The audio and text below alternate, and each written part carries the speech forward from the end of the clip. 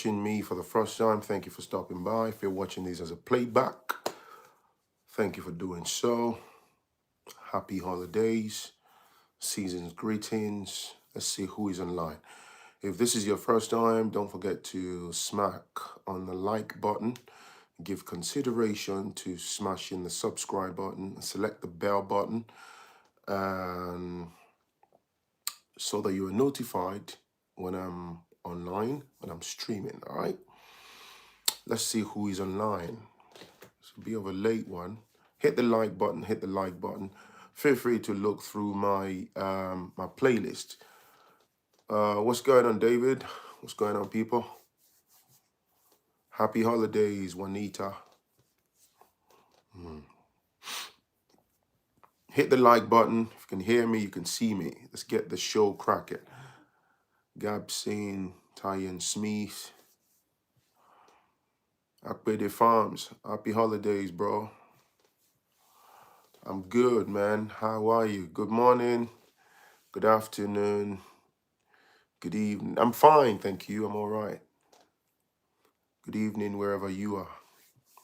Happy holidays, man. I hope everyone's enjoying their holidays.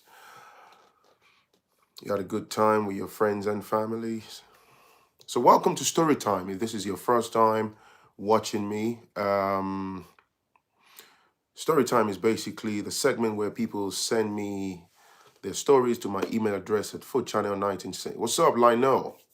Foodchannel 1960 at gmail.com. Look in the description below. If you have any trending topics, feel free to send them to me.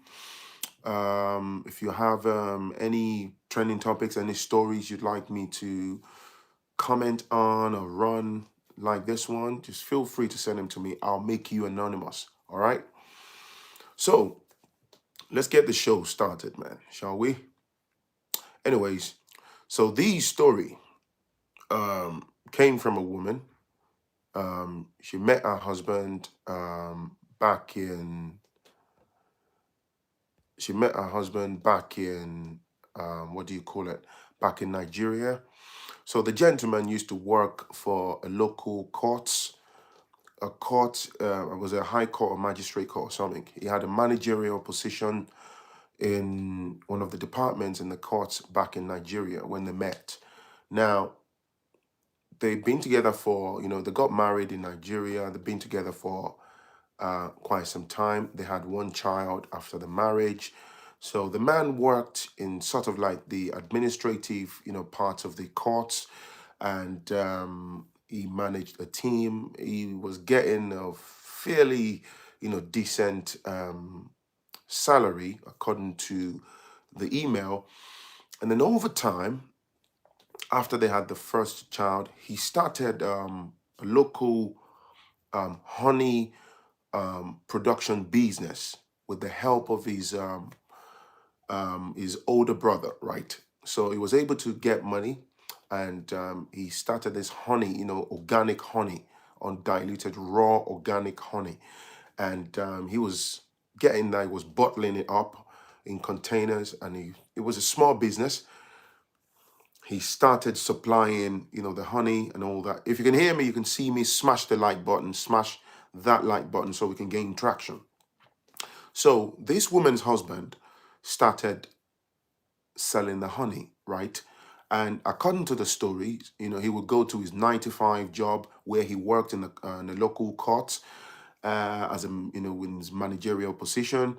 And sometimes in the evenings, he comes home, he will just work till late, bottle the honey, package it, and all that stuff.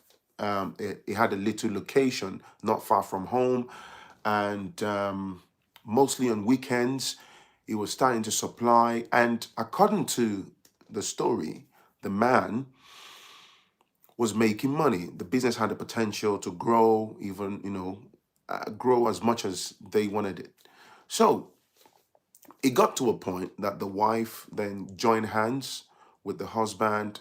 He was making money from the packaging of the honey and supplying, small retailers. And, then it became He got more customers interstate. He started, supplying and all that. They got a couple of people working for her husband on the weekends, and the business was growing. He still kept his managerial job. So at some point, the wife, who is the woman that sent me this story, came up with the idea of, relocating abroad.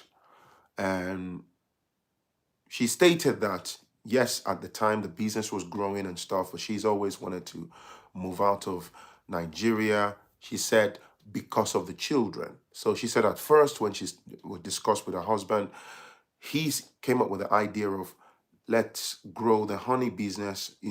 It's growing, it's taking off, we're seeing money. Be patient, we can take vacations to go abroad and all that. She said, by her own admission, that he was reluctant. He didn't want to go. And bear in mind, the gentleman was in, who is this one? Get to the point of the story. Uncle Emeka, respectfully, don't come to my page and behave like a bloody idiot. I've got zero tolerance for foolishness on my page. Your mom or your dad is not paying me to be on my YouTube channel. So for that reason, you're going to get blocked. Don't come to my page and come and be disrespectful. Go and start your YouTube channel or get your mom to start her channel, okay? Zero tolerance for idiots. There's no time, man. You understand me? You come on here, you display foolishness, you get blocked. Now, as I was saying, before we got rudely interrupted by the douchebag, she kept putting pressure on the husband. And so I think reluctantly, the man sort of caved in and he didn't want to. And then they put things together and then sort of found himself here in the UK, He left everything. He said, before they traveled, I think he ran the idea by his own family, her husband, discussed with her own family and all that. His own family, sorry. And his brothers got angry because at the time, before I got interrupted by that douchebag, I was going to talk about the man's age. Before they traveled, he was 41, right? So his older brother and some of his family members, they kicked off and said life abroad is overrated and all that stuff. Said, go, grow your business in Nigeria and all that. But he was caught in the middle of the stray bullets or whatever you want to call it. He's trying to listen to his wife. His family members said, your honey business particularly is starting to grow. Don't throw it away. But anyway, in the end, he listened to the wife, right? And then they put things together, applied for a particular type of visa. They were able to cross to the UK. The wife said she felt that the husband's family were not supportive of the idea. It was obvious, of course, but they didn't have any choice. He said even when they saw them off to the airport, they were very cold, they were unhappy, but they just wished him well. And then he came here to the UK. Now, they got to the UK and they settled in, of course, as I always say, the cultural shock. And they stayed with a particular family friend that took them in for quite some time. So eventually, somehow, they had to do whatever to find their own spot. Now, as time moved on, the woman's husband struggled to blend into, the society here in the UK. He couldn't exactly get, what you would regard as a well-paid job. As a 41-year-old man going to 42 at the time. And anyway, the wife got in, they were here, he was working so eventually through somebody that knows somebody, he got a security job. He was working for a security firm. He was on a particular building site where they had to stand, work overnight and night shift. It took a while to adjust. So he started doing that just to bring money in. So he was working for the security company. And the man, over time, kind of became depressed as he got fully immersed into the UK life. I think mentally, he couldn't cope. At that point, I suspect he would then have realized that he's made a huge blunder now. So now, the wife, basically in her late 30s, I think he said she was 37 and stuff. She was able to get into health services and got some type of job and all that, and carried on working. Now, somebody said from manager in Nigeria to shell there in London. It's the harsh reality. It's the harsh reality, man.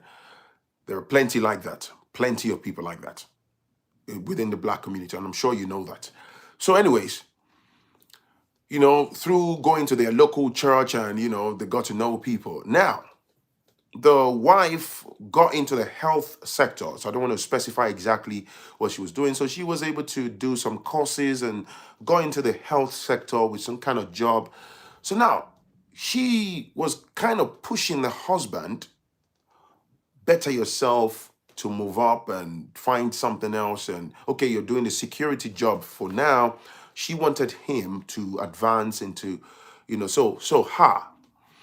there were a couple of family friends that they got to know from their church. I can imagine the usual Nigerian family got to know the other family A and family B. You go to their house, you see how they're living, forgetting the fact that those ones have lived in the country, for donkey years. You don't really know their journey up until that point, how they make their money, what dues they've paid into the system. But of course, you are friends with them now. You start to look at their lives. Maybe they're driving Range Rover, they have a shiny house and all that stuff.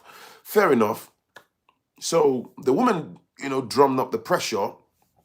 Apparently, a couple of those, I think, according to the story, a particular family, both husband and wife worked in IT. They were earning well. So she was curious, finding out information for her husband. She would take it home and dump it on him. Try this, go and do this professional training, blah, blah, blah, blah, blah, blah, blah. I must say, because I'm reading the story, a bit long-winded, whilst, what people call ambition or trying to drive somebody else might be simply emotional blackmail, emotional abuse in disguise. Now, when you hear that Mr. A and Mrs. B, they're earning money in IT and all that, first of all, if you meet somebody today, let's say they're getting paid £600 per day, the truth is, it's a journey of a few years that took that person to the point where you got to see them today earning £600 a day. You don't just wake up and earn £500 or £600 a day. You don't just, there are people that you slap together your CVs and they have, a lot of people get caught out in that industry, but that's a separate, thing to go into. And another thing is, which is prevalent in our community, not everybody is an academic. Not everybody is academically inclined. And unfortunately, it's due to the background and your pathway in life. Some people might have gone in the academic direction, accumulated degrees and professional qualifications. Some people, just like this man, he was back home in Nigeria. He had a managerial position in a particular court, and he was able to build a honey business, right? And he was doing well. Even by the woman's admission, he was making money. He had already employed 2 people. The business was growing. He was supplying honey, not just in the estate, interstate. And she even said at the time when they started processing abroad, he was planning to buy a truck that will be moving the products around to the retailers and all that. So regardless of his academic background, he's clearly got entrepreneurial skills that are admirable, that he was able to rely upon to grow a thriving organic honey business. So unfortunately, in exchange for going abroad, he threw all of that down the drain, right? Now, as I was saying, the pressure grew. So this woman basically sat her husband, oh, I don't like the fact that you're working for a security company. I find it embarrassing. Wow. I don't like the fact that everybody would know would see my husband as someone working as a security guard. But he brings the money home though. He uses the money to pay bills, you feed on it, and all that stuff. So she said there was a massive argument that he lost his cool one particular night. It became a loud argument. And then he started blaming her that it was you that put pressure on me to come to the UK. You said because of the kids, I threw everything away. So I think it got to a point. He then notified his siblings, brothers back home, who spread the whole thing to their parents and the wider family. So it became a massive back and forth, and then she took offense that he told his brothers, blah blah blah blah. But anyways, so the man is clearly not cut out for working maybe IT job or and stuff. And I would say this respectfully, doesn't make you less of a man. Of course, you might be limited in terms of your earnings. Somebody that works in IT, who is a UI, UX designer, who is a programmer or something, might be able to earn more than you, maybe in this environment or in the US or whatever, fair enough. But I don't think that makes anybody less of a man, right? And she kept saying, some of there were some IT courses that she even knew people that were ready to give him references. But the man said it's not his field, it's not his area. He doesn't have the ability now to start in IT. It's not what he's cut out for. So he said he was willing perhaps to consider something else to find him.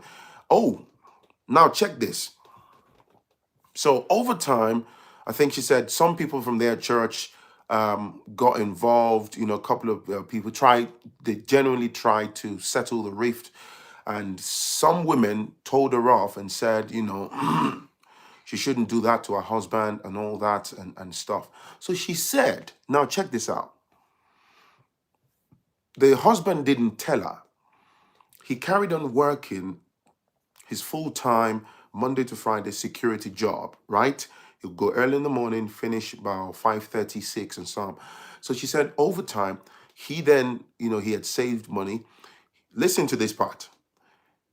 He got himself a car, which he thought it was just a normal car, which I think it was a car they were using as a family. By this time, they already had a second child. So he was able to go through the training for the taxi, being a cabman and all that. So he got the taxi license, he got his cab, he got his full driver's license.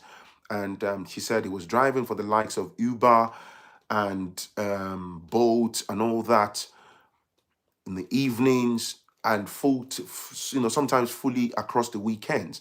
He was getting good money, which was supporting his full-time security job, that he then said he was going to save money and start shipping some things back home for sale and all that. So this woman indicated in the email that she said instead of him working security full-time and doing cabin, which she regards as belittling.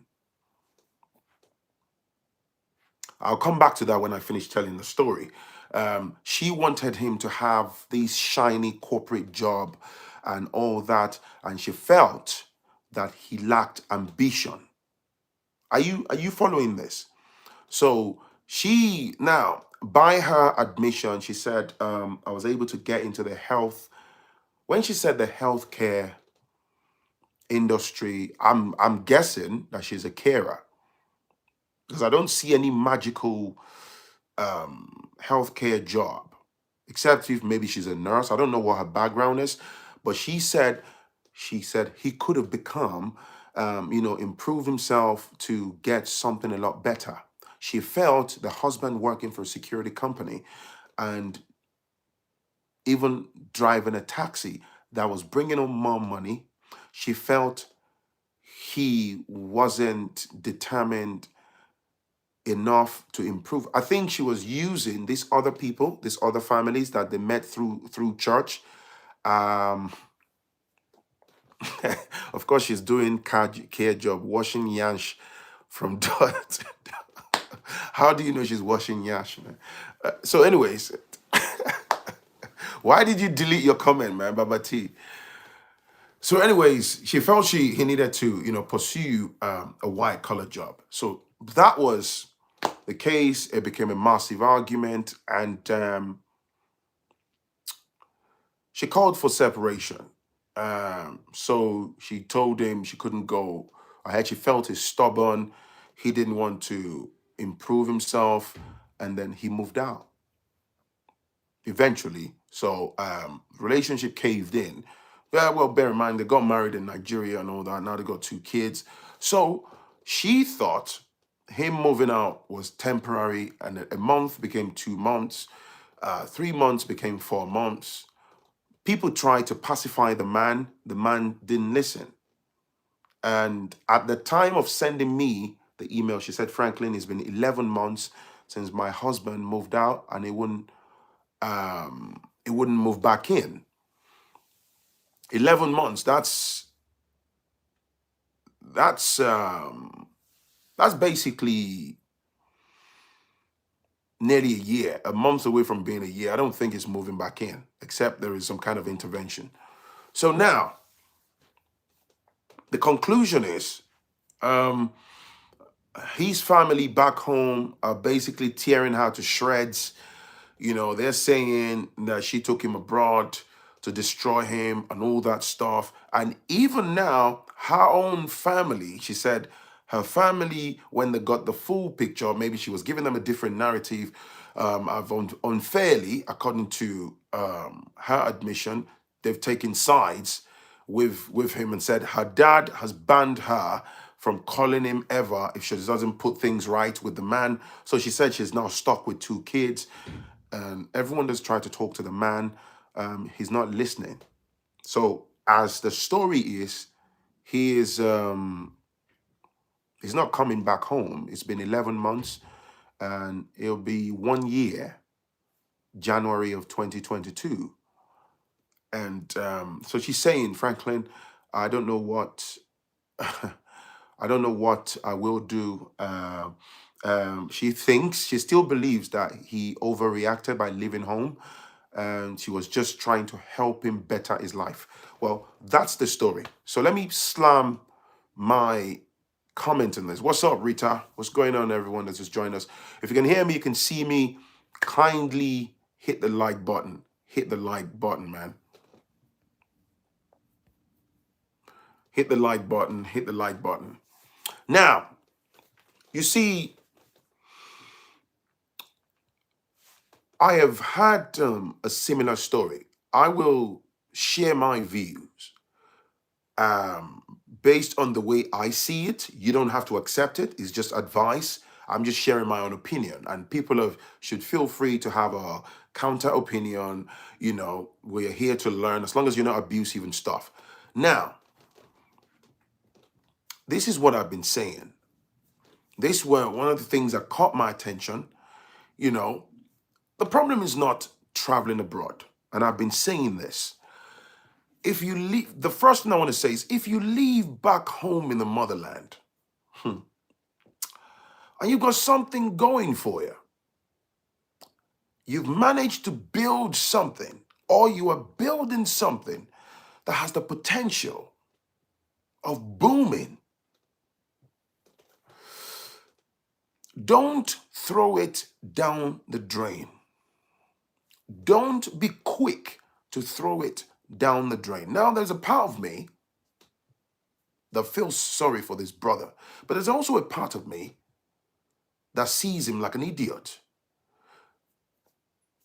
One of the very common things, particularly from the women point of view, and I'll say this, is we must go abroad because of the children, right? It's one of the most dangerous and highly weaponized emotional blackmail that puts undue pressure on a lot of men. And that shouldn't stop you to use your brain. Now, I don't know. Unfortunately, I don't have figures about the growth of the business, but the fact that the analyses of the organic honey business back home came from um, the woman herself lets me know that the business was doing well, because she said within a short space of time, her husband grew this organic honey, unrefined honey business. He was supplying to many retailers.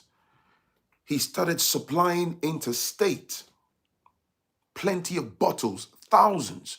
He was making very good money. His brother helped him set up the business, helped him with initial contacts.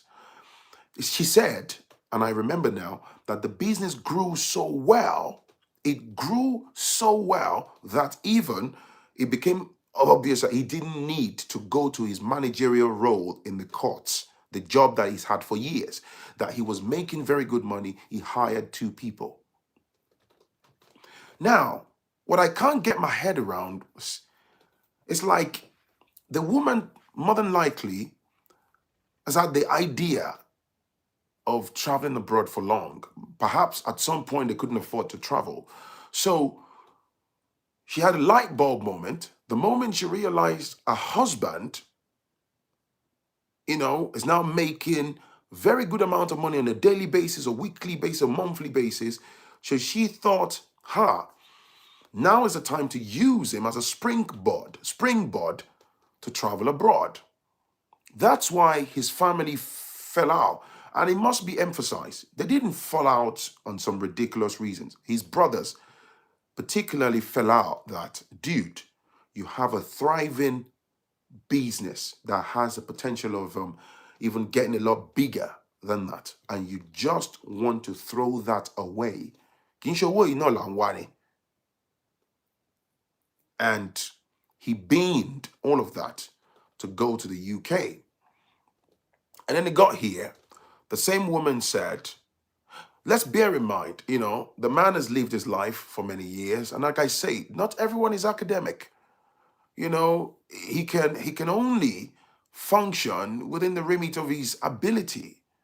So some people, it's easy for them to get abroad and be able to switch, be able to take some professional courses, because they are already shaped as that type of persons. For some people, it's very hard. It's very hard. Doesn't make them less of who they are. Doesn't mean they should be thrown in the bin. But it's not the how do I say?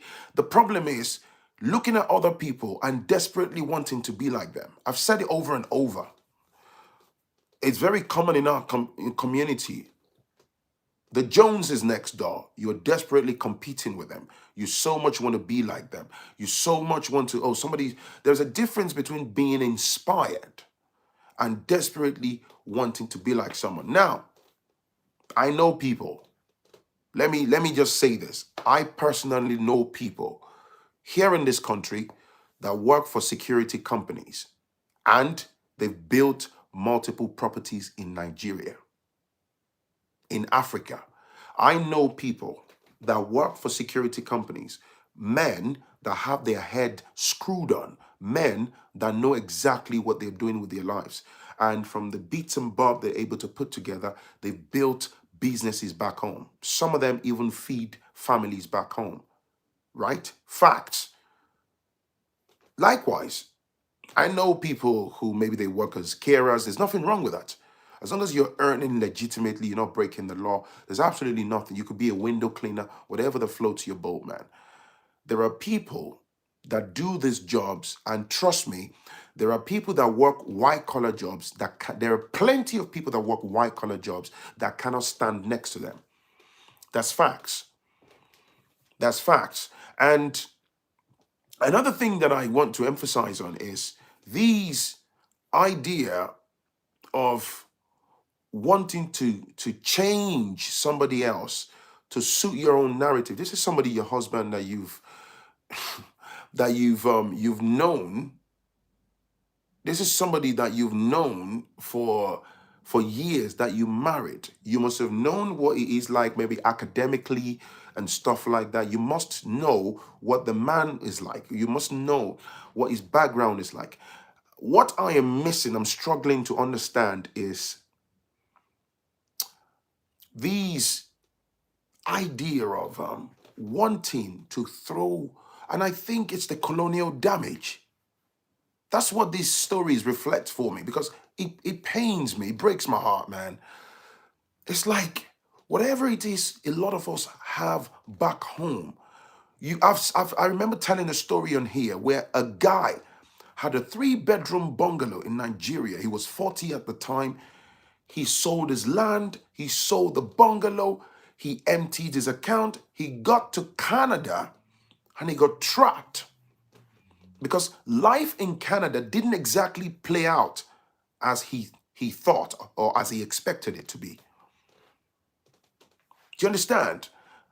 That's all I'm saying. I'm not here telling anybody not to travel, but if you're actually thinking of totally migrating, why can't you at least take a vacation, do proper findings before you throw everything you've got back home down the drain? This is what I don't understand.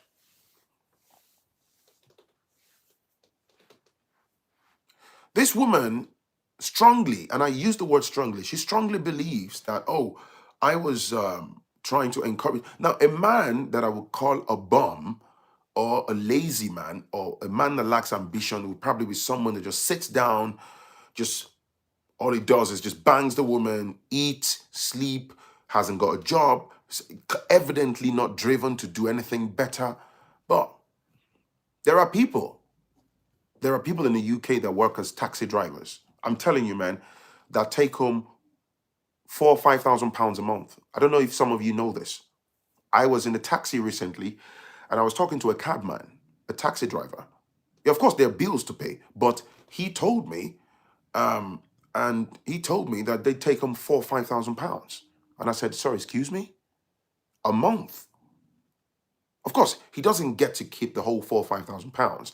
He's got to pay his license, it's got a few overheads here and there, but in the end, he has a sizable chunk to take home. He works as he drives an electric, lovely taxi. You understand? The way life is wired is not everybody has the ability to be an IT consultant. No. Not everybody is academically wired. I mean, academically inclined. Not everybody can be a lawyer. Not everybody can be an accountant. Not everybody can be, these top-end jobs. There are some people, they are just naturally, they're gifted with buying and selling. There are some people, they're naturally orators. They can sell the shoelaces of people sat in the room back to them. Stay in your lane and function. I don't get this idea of keeping up with the Joneses and desperately trying to. So when you came to the UK, maybe within a couple of years, you met such and such. I know a few guys within my own network. Somebody's earning £600-700 a day. You think that guy who is a business analyst, who is a project manager, you think they started earning £600-700 a day last 2 months? You must be joking. They've been at it for years. I know people that somebody told me, I didn't know this person, so somebody told me in a barber shop recently that his older brother is living in regret till date because he's based in the state. He sold a 10-acre land, took all the money to the US, and the whole money was snatched off him by his ex-wife. 10-acre land. He inherited the 10-acre land from I think from the grandfather or something, because he was the firstborn, and he sold the whole 10-acre land. And I can assure you, there are thousands, if not millions, of diasporans that would love to own 10-acre land back home. Do you know why they don't own it? They don't have the money. There are plenty of diasporans today. They are British citizens. They are American citizens, US citizens. They don't. Some don't even have money to own a plot of land back home. Don't buy into the lies of some of these people that would tell you about Africa. I don't want to go home. Oh, blah blah blah. No, I've said it before. It's because they haven't got money. Plenty of people deep down inside would love to go back home. They haven't got the bread. And then I see some of you back home.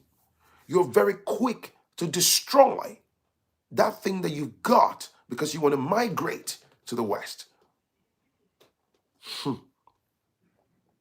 There are plenty of people watching me right now. They will kill, they will do whatever it takes to have that thriving honey business.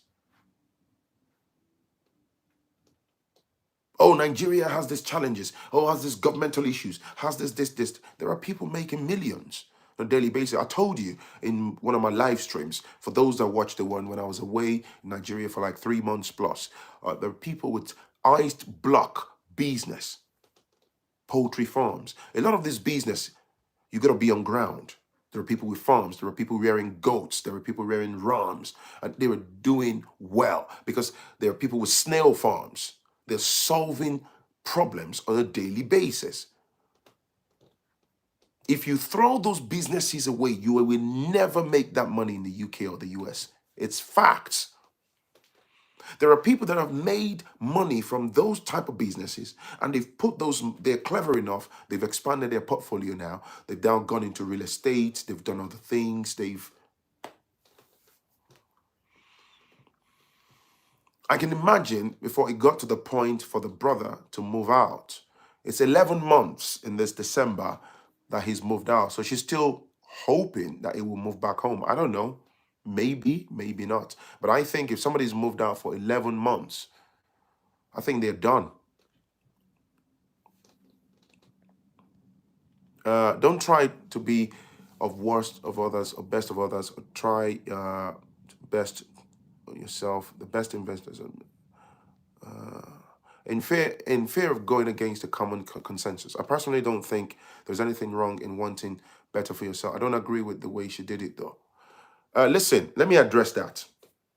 And that's where the problem lies. You personally don't think there is anything wrong in wanting better for yourself. Iyano, pay attention to this. There is a difference between having a personal goal. I can want better, the best of the best for myself as Phrankleen, right? Now, there are certain goals that if it connects my wife, right, and connects, let's say my wife, not even children now, and stuff, that's a different ball game. I've got to put my wife's thought process, her feelings into consideration. Do you understand me? So, and that statement reeks of selfishness. Do you understand? Even if I have something that I think might inspire my wife to move up, it's one thing to want betterness, but it's like me saying, I want my wife to get into IT. What if I listen to the woman? She's not cut out for IT environment. But I think because I know a friend's wife who is a business analyst, and I'm pushing my wife, I'm hounding her to death because I want her to become a business analyst. But she's not cut out for business analysis. She's not cut out for project management. If you want your partner to do well, that's a brilliant idea. You can sit down with someone and work together like, okay, babe, what is it that you would like to advance into? Maybe she's interested in setting up an online business or whatever. Okay, what is the pathway that we need? How can we build and work on this? How can you work on this to achieve your goals and get to that thing that you cannot force someone into an environment to cater to your selfish interest. That's wrong. Do you understand? Let me look at some of the comments. Banky T, thank you for the super chat, man. Boruboyo, I sent you an email 5 hours ago. Please check. It's a bit time sensitive. Right, I'll have a look. Banky T, thank you for the super chat. Appreciate you, man. Thank you very much. I understand that people make a lot of money in Nigeria, but it's harder to break into that comfortable living standard in Nigeria. It's a lie. Joseph Olaoye, I disagree. What do you mean by it's harder? It's a lie. It's a lie. It's a big lie. What do you mean it's harder? That's the thing. You already have a preconceived notion. This guy worked many years, yeah? We didn't even talk about how hard or whatever it is. He built peace. I saw it myself. Bro, man, it's a lie, man. What do you mean it's harder? It's all these huge propaganda and misconception. I can understand if somebody has a brilliant idea, right? I can understand if somebody has a brilliant idea and they haven't got money to propel the idea because they're financially crippled at the moment and they're hoping to get money to drive it. That's nobody's fault. It's for you to find a way to get money to drive your business, to get it off the ground. Do you understand? That's a totally different conversation. What is this harder? There is no business, genuine business that's easy, whether in the UK or in the US, in any other parts of the world, that's easy to get off the ground. If you go to India, if you go to Germany, if you go to the US, if you come to it's not easy. Do you understand?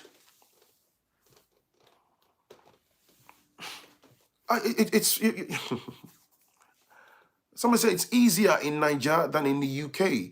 I was going to say that, Ngozi. Thank you for typing that. When you say that, they will hijack it and put a twist on it. Exactly. Everyone is made for something different and specific. American women are becoming unrealistic. Gosh. In no way did I mean it in a selfish manner, Iyano, okay? We're brought up to chase white-collar jobs because they are more secure, which I believe they are. However, we should have supported him, not hounded him. That's what I'm telling you, man. If you're brought up to chase white-collar jobs, right? Africa has more entrepreneur people hustling every day. Of course, forget the way you were brought up, man. You're with a partner. You should be the one that knows your partner the most. Yeah? This person is doing their best. Of course, we can all have a better versions of ourselves. As I'm sat here, am I operating at my best level? No, I'm not. So if my wife or my partner was talking to me and helping me find ways or discussing my plans, my goals, that's different. Imagine if my wife was talking to me about becoming an accountant because there are top level accountancy jobs that would give me, £700 a day. I am not wired for it. Or because we met some family friends and there's somebody working in a governmental department who is earning X amount of money, right? Because they're top level accountants. Oh, if you do this professional course, you can get into that field. No, man.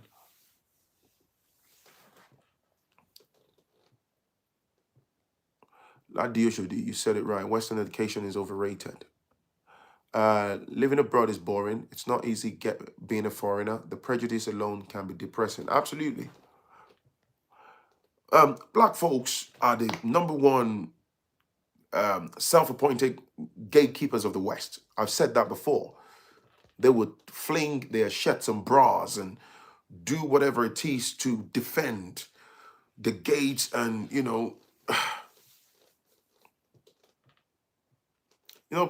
people always the thing is you're trying to normalize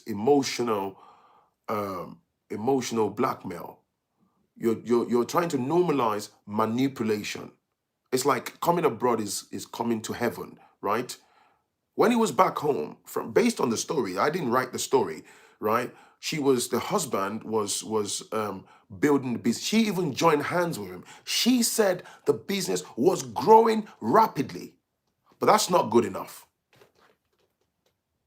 Do you know how many people are abroad, yeah, that will snatch that honey business if they have the contacts, that would dive to Nigeria right now and put their blood and sweat into it and turn it to a multi-million, naira business? You think it's a joke?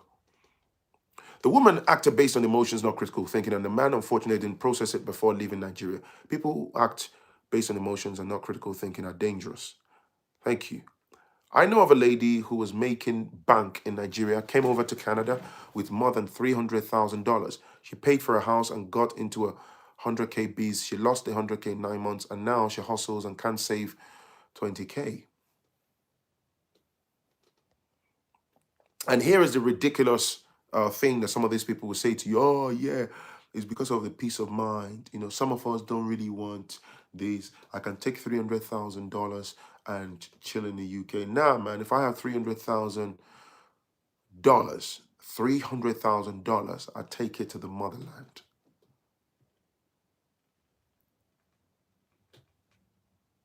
The assumption that abroad equal success is not always true. The bright light of the West is alluring to the detriment of many. I like that. Akinri Ade Akin Kunle. Thank you for that. How can a man satisfy a woman? Bayi. The guy had a very successful business, but still wasn't. No, you see what I said earlier? I blame him for his foolishness. If it was me, if I had that, what would I do differently?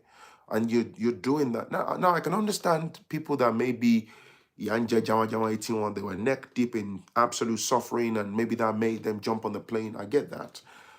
You you're doing that well for yourself, right? You're quick to bin it. At least get the visa, maybe visitor's visa or something. Come here on vacation. Look around. Ask questions. Do your findings. Pay attention. People that live in the system, ask them questions. When they're talking, listen. Weigh your options. What kind of job can I get? This is my background. Hear what people say. Yes, there might be one or two liars, but people are not that bad. Somebody would tell you the truth. Especially if you're here on ground and you're sat down and they're listening to you, they would tell you. Somebody will hear you that you're making bank of X amount of money, you know.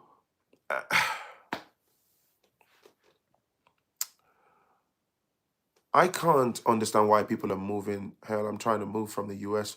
Believe me when I say we are not the gatekeeper. Well, Tammy, good point. The reason is, of course, people would say because, these problems back home and all that. Absolutely. But again, a bunch of brothers and sisters back home, there is this colonial mindset. It's a damaged mindset that's deeply rooted in Africa. So it's like black is not good enough. It's like you're not enough. Even if you have the best entrepreneurial mindset, you've never stepped a foot on the plane, you're back in Nigeria, you're back in Ghana, whatever, that's the environment and you've built something for yourself. A lot of people, their minds are damaged. You know what it means where your mind is so tuned to the fact that whatever it is you've done for yourself is secondhand. It's a second place or even a third place. You're never to do well type. It's not good enough until you've gone to the West. Until you move to the West. Do you understand? Eric, thank you for the super chat. The man let his wife turn him into a pauper. That is like letting the tail wag the dog. That's exactly what I'm saying. There are plenty of stories that I've got in my inbox. Some of them I've not even touched on them. There are people. I know the other day where I sat with some gentlemen. This person is 56 this year. And they've been in this country for years. He still has regrets. He sold assets. He flung businesses. He had a license to get petrol. He was getting petrol. And was it petrol and diesel or something? He was doing well back home. He just, by himself, he just put the whole links, the connection that he's got, he threw everything away. And he came to the UK and, he is here now. He's lived here for donkey years. He's 56. He's a bus driver. We're not castigating him for being a bus driver, but deep down inside, the 56-year-old man knows where it would have been back home. He wouldn't have to come to England to be a bus driver. Being a bus driver is a noble job. There's nothing wrong. But you had an abundance of opportunity back home. You were doing well. You beamed it. He came in. He also ended up divorcing. He lost his marriage. He came here with his wife, and they ended up separating because issues to do with finance and all sorts happened. There were allegations of cheating, which he claimed wasn't substantiated and whatnot, and they went their separate ways after some years. My cousin was in USA for 17 years. He went back home and has been there for 10 years. He was offered a job to work at a bank and did the US to Kenya currency exchange. He refused the job. Please smash up the likes. Smash the like button. The aesthetics of living abroad is distracting our brothers. Ah, I love that word. Thank you. That's a very juicy word. The aesthetics. Thank you. The aesthetics of living abroad. I love that. Is distracting our brothers and sisters in Africa about what really matters. We should move to the West only to gather resources and invest back in Africa. And do you know what's interesting? D, I love that statement. Thank you for that comment. The problem is, so many people have that intention that, okay, you know what? I'm going to go into the West, spend X amount of years, keep my head down. I'm going to grind, build up my finance, get my money together and bugger off, go back home, go and expand and build like a king. But what tends to happen is they get to the West, they get sucked into the Western system, the taxation kills them, some ugly financial decisions. Francis Kabiau, thank you for the super chat. The taxation and the whole system sucks them in. Responsibilities start to grow. They've got children, multiple children in the system. They have a bunch of credit cards now. They've got loans and all that. And they're paying out, and which doesn't marry up with how much they're able to save. And then, they just lean back and remain in the system. Facts. They're sucked in by the credit. A lot of Nigerians move abroad and don't understand how the system works, which is why they live from hand to mouth for decades. No research, no knowledge, just assuming success is given at the airport. And it's not unique to Nigerians. It's Black African thing. Well, thank you, Yinka, for that very good point. I'm from the US. My lady's from Nigeria. I tell her all the time, don't look at America as some gold mine, as if we are sitting on a pot of gold. You simply use America for its resources and leave. Facts. I'm a third generation Iyano, Nigerian, born and living in England. I'm genuinely interested in how Nigeria has become a viable option for the diaspora. Surely we are aware of the problem Nigeria has. Of course, Iyano, you're a third generation Nigerian, born and living in England. You're genuinely interested in how Nigeria has become a viable option for the diaspora. Of course, I can see where you're coming from. Diaspora is all that you know for starters. You're a Nigerian, right? But you were born and bred here. You live in the West. So first of all, you haven't got a clue about the Nigerian environment. If you've been, maybe you've gone on vacation. And yes, Nigeria has its challenges. The number one thing is, regardless of the said challenges, you can't put a price tag on the mental freedom of a place that you know your roots, where your bloodline emanated from. And I'm not knocking you for being born here. And, there are plenty. I've got people in my family too. They're born here and all they know is England. All they know is the UK. All they know is the US and all that. But the truth is, just as you are wondering, there are more and more foreigners that are living in the same Nigeria like gods. They are taking over our resources. They're building businesses. I digress very quickly. The last time I was in Nigeria for about 3 months plus, I remember across Ibadan and even Lagos, I saw a lot of Lebanese businesses. There was a particular place, they make shawarma, they sell drinks. There was, all sorts.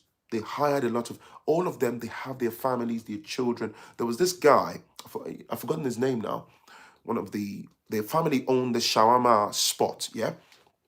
And we were having a bit of a chat. It was raining, so I was waiting for the rain to stop a little bit so I can leave. And then I asked him, I said, what age did you come to Nigeria? And he said He just turned around. He said, I am the third born. Said, my brothers, everybody said, we're all born in Nigeria. He's Lebanese. I said, you were born? He said, yeah, I was born in Ibadan. And he was smiling because he could see the surprise. I said, oh. So I asked him, I said, bro, how do you, I know you're fine. You kind of have an insulated life. You know, your family's got money. Said, oh, that's not a problem. Said, you know, I'm used to the whole system. I know what the challenges are. So I now asked him, I said, would you move back to Lebanon? He said, no, never. He said, I'm the third generation in Nigeria. He goes, never. He goes, my brother, there is plenty opportunity in Nigeria and Africa at large. I promise you, I swear by everything that's important to me in my life. Facts. So, how you see it, it's up to you. Nobody is being pressurized. Let's not misconstrue the conversation we're having here.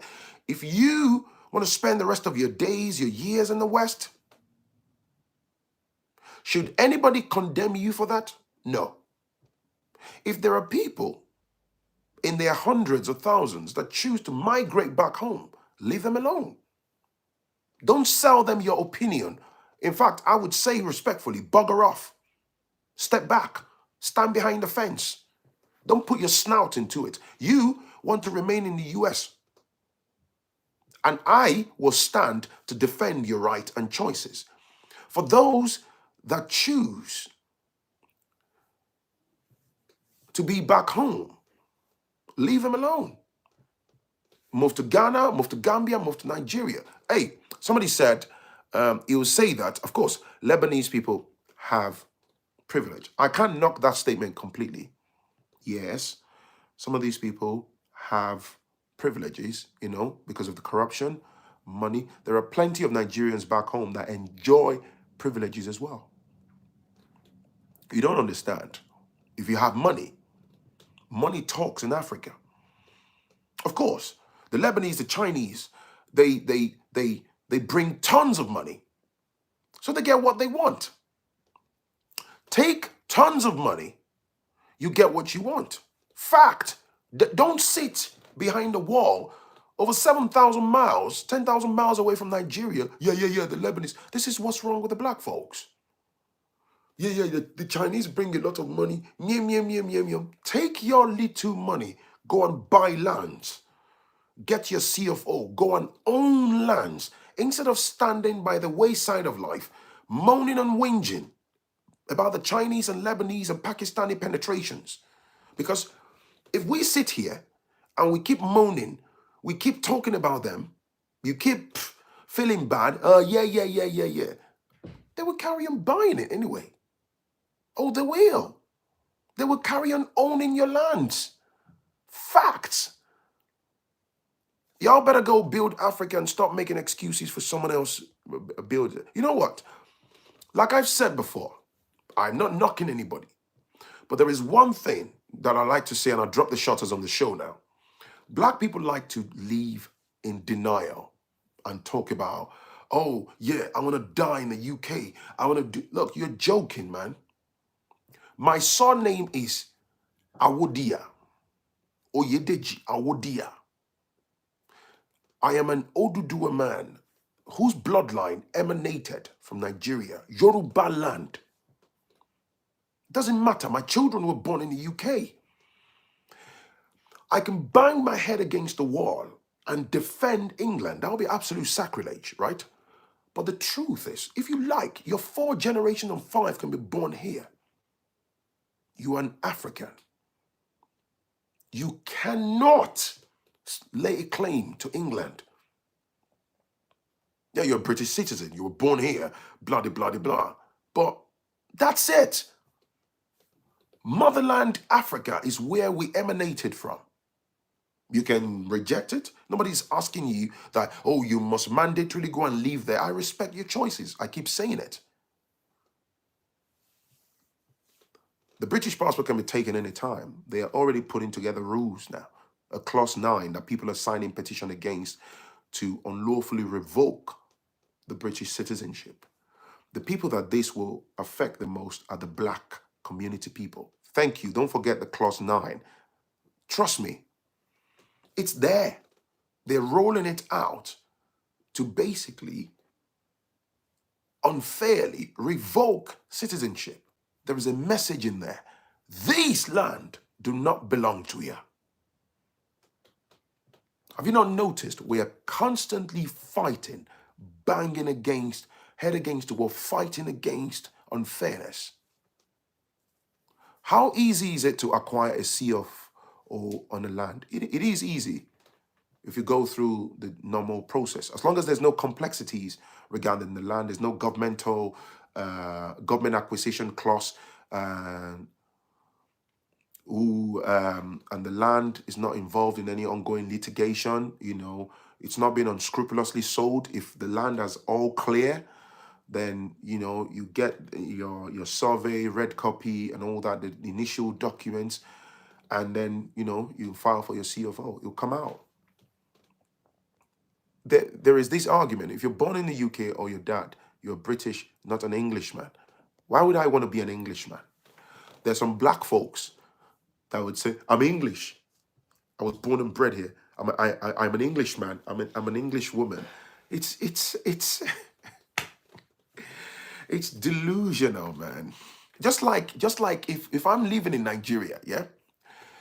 You see those Lebanese guys? He told me, yeah. He was born where? In Ibadan. He was born in Nigeria, right? He was born in Nigeria. Imagine the Lebanese guy. He didn't even have that conversation. In fact, a lot of them speak Yoruba. They understand. But he did not at any point say, I'm a Yoruba man. I'm from Oduduwa land because I was born here. I'm the third generation. Never. That's absolute sacrilege. They would never do that. It's always the black folks. You strip yourself of your identity. You are defending another man's gate, another man's identity. It's a lie. It's a very deadly state of mind. How can a black person, an African, because you live in England, I'm English. You're not English. It's embarrassing. You can go to Eton College. You can go to Oxford. You can go to the best schools, the Imperial College. You can go to London School of Economics. You can go to the best schools in the UK. Your ass is black. Thank you, Henry. Your behind is black. You are an African. You can say all the nastiness about Africa all you want. It changes nothing. You can have all your children born here. They've never stepped their toes in Africa. You're lost in the Western system. It's as simple as that. You're not from here. Again, I say it respectfully. This segment is not designed to say you have to mandatorily move to Nigeria. Oh, you don't like Nigeria? Forget about it, man.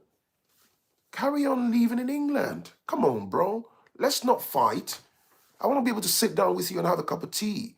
That's not what this is about. We're not drawing battle lines, my people. But you see, for those of us that embrace the back home, that are gravitating towards, leave us alone, man.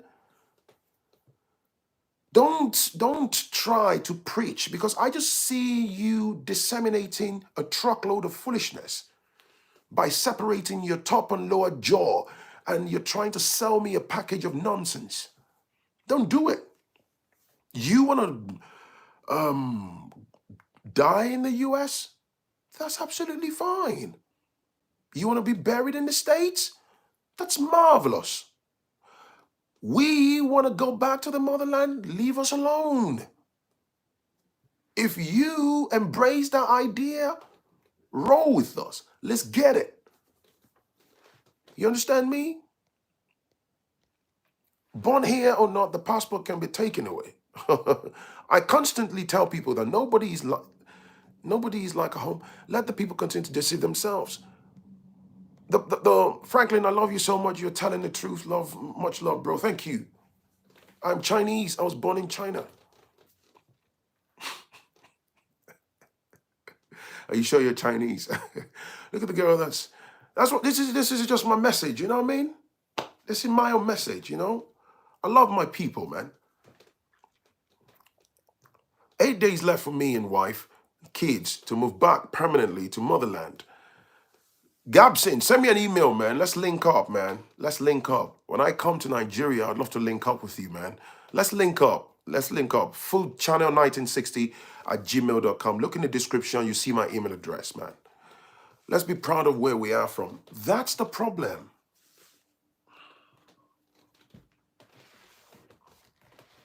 Somebody that was born here, the third generation, man. I did two times now. You know, they reply, yeah, Gabson, did you?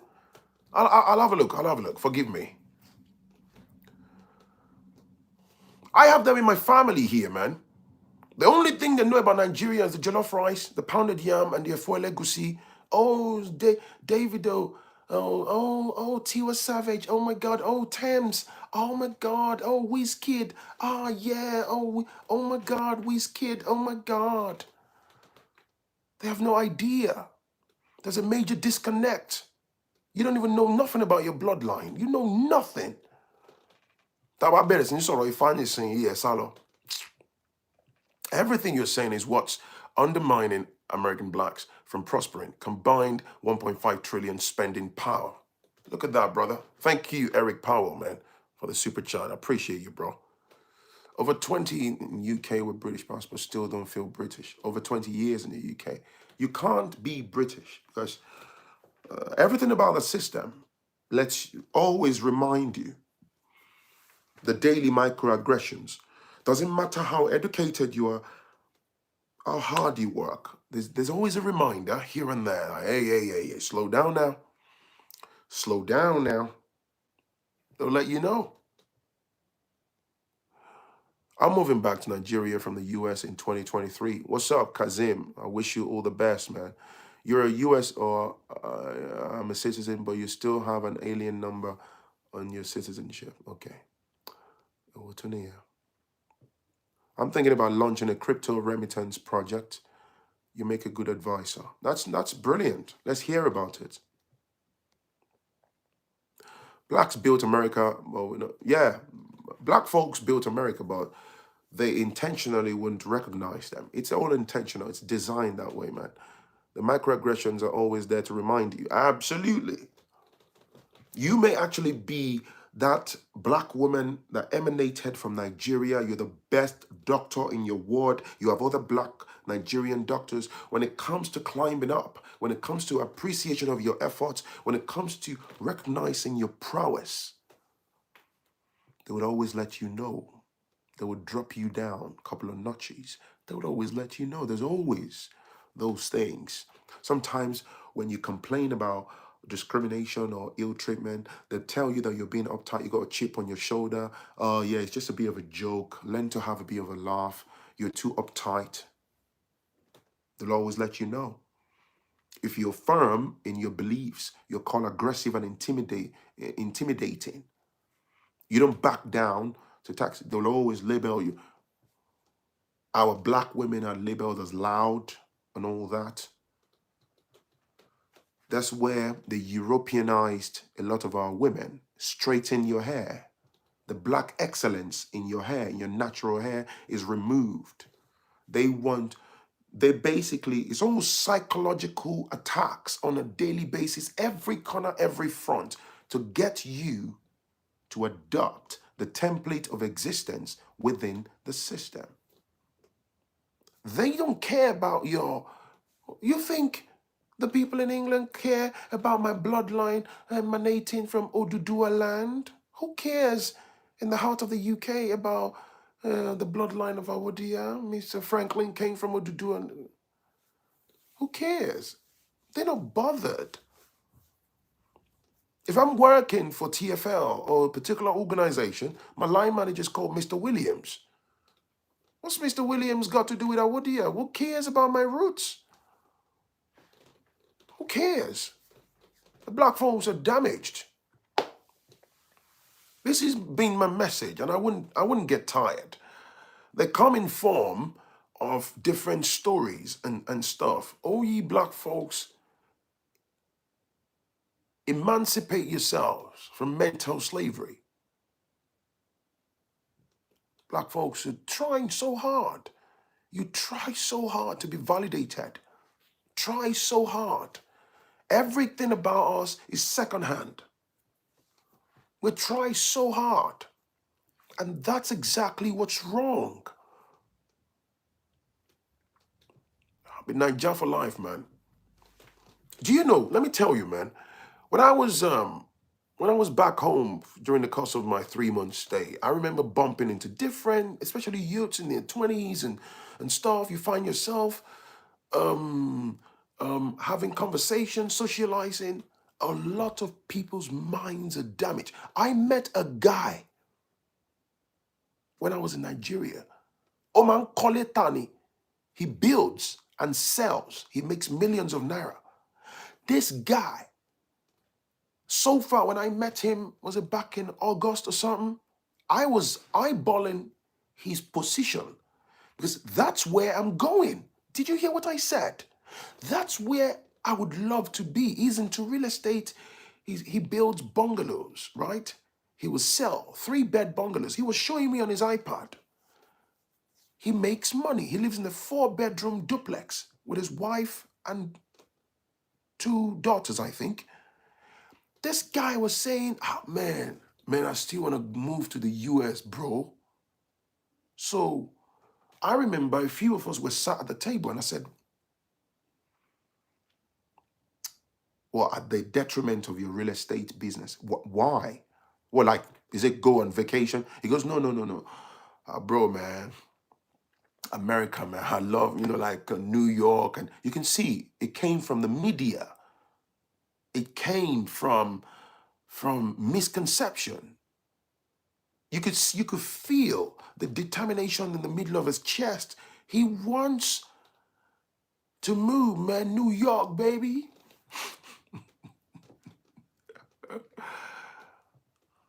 There are plenty of New Yorkers that can't even stand next to this guy. Yeah, D, you're right, the aesthetics. In fact, what's even funny is a lot of our youngins back home, they are unbelievably westernized, even in their swag, in how they dress. A lot of them now, there's a trend, they mimic the American Ebonics. You see someone back home in Nigeria, hey, yo, what's up, man? Yo, what's up? I'm like, dude, slow down. Get on course here, Lodi. Yo, what it do? Yo, what's up, homie? Yo, like a bunch of guys. Hey, let's take a picture, man. Yo, what's up? Yo. Everybody, yo, yeah. Yo, what it do? Everybody's trying to be an American. The falsehood behind the American dream is destroy the minds of our people, man.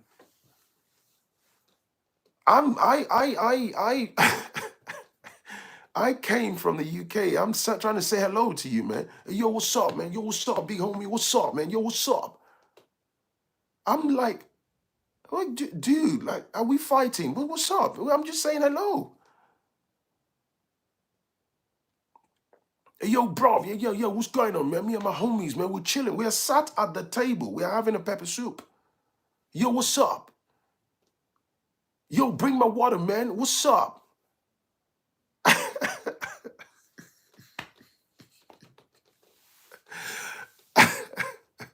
I can imagine even Americans would be like, dude, what the hell, man?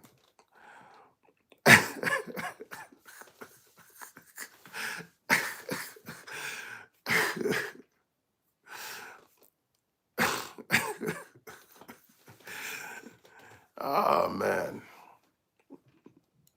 Anyways, that's me done, man.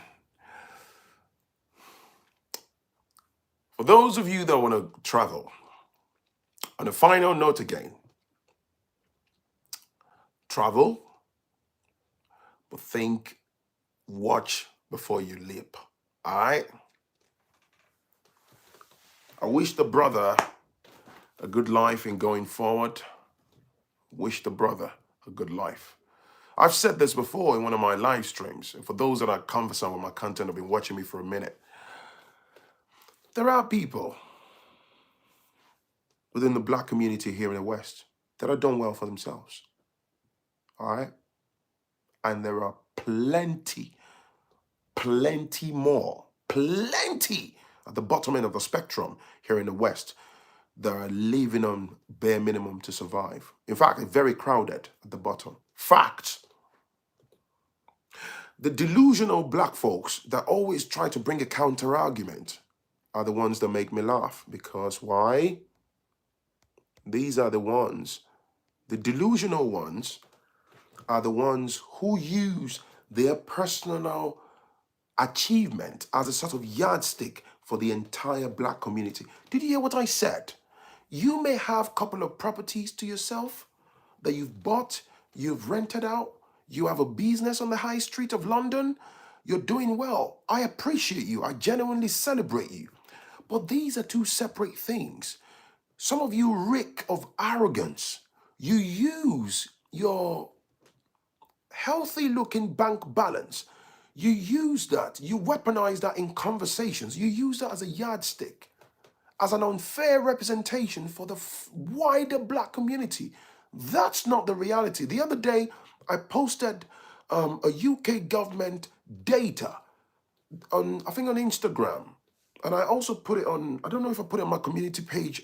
And it shows the earning capabilities, the amounts that's earned within the black community.